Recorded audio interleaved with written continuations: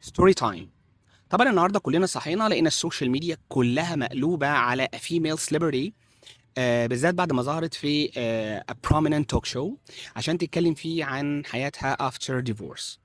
المهم she claimed ان هي بقى عندها her own art gallery عشان تعرض فيه her own paintings عشان تبين قد ايه she is so strong after being divorced.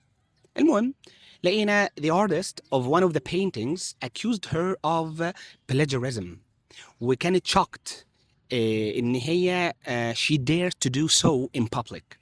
عشان نلاقي بعديها على طول the talk show host issued a statement through the official program page عشان بس to apologize to the artist.